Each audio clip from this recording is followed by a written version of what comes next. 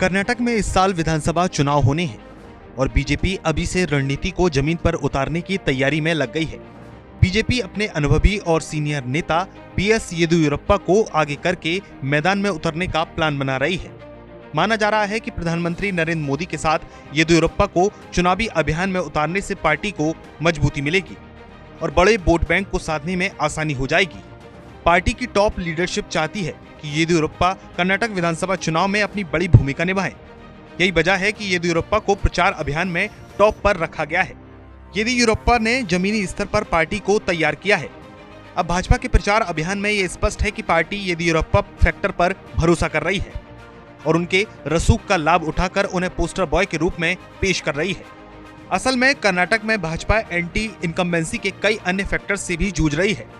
इसके अलावा कांग्रेस द्वारा हाल ही में लगाए गए भ्रष्टाचार के आरोप भी भाजपा के लिए नई चुनौती बन रहे हैं। इन सब के बीच तारणहार के रूप में उसे बीएस येदियुरप्पा ही नजर आ रहे हैं। जानकारी के मुताबिक येदियुरप्पा को आगे करने से भाजपा को कई तरह का फायदा मिलेगा। पहली बात तो उसे एंटी इनकम्बेंसी की काट मिलेगी। दूसरी बात यह कि येदियुरप्पा के अहम भूमिका में होने से बेहद ठोस वोट बैंक लिंगायत समुदाय भी उससे जुड़ा रहेगा। ऐसा नहीं है कि भाजपा हमेशा से ही येदियुरप्पा को इस चुनाव के लिए अहम चेहरे के तौर पर लेकर चल रही थी। पार्टी ने पूरी कोशिश की थी कि बिना येदियुरप्पा को साथ लाए वह लिंगायत समुदाय का समर्थन हासिल कर सके, लेकिन बम्बई सरकार येदियुरप्पा जैसा प्रभाव छोड़ने में नाकाम रही। जानकारों की माने तो बीजेपी की तमाम कोशिशें पूरी तरह से नाकाम हो गई हैं। तब वह पूर्व मुख्यमंत्री पर दाव लगाने को विवश हो गए हैं।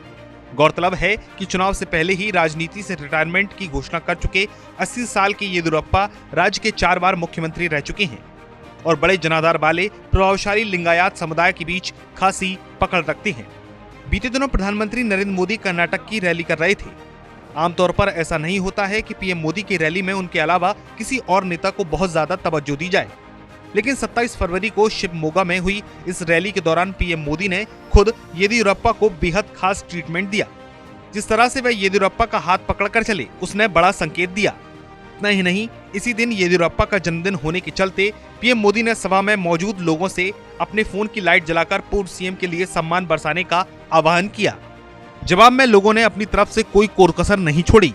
सिर्फ पीएम मोदी ही नहीं, बल्कि हाल ही के दिनों में भाजपा का केंद्रीय नेतृत्व भी येदियुरप्पा की तारीफ में बिछा हुआ है। इन सभी फैक्टर्स के जरिए ही यही माना जा रहा है कि अब कर्नाटक में येदियुरप्पा ही बीजेपी के तारणहार हैं। अब देखना होगा कि बीजेपी इस बार कर्नाटक में प्रभाव दिखा पाती है या नहीं।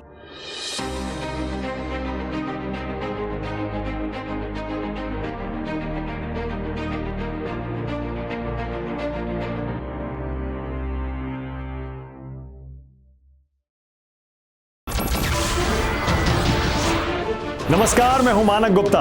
अगर आपको हमारा ये वीडियो पसंद आया हो तो इसे लाइक और शेयर जरूर करें और हाँ, हमें सब्सक्राइब और फॉलो करना ना भूलें ताकि आप देश और दुनिया की कोई खबर मिस ना करें।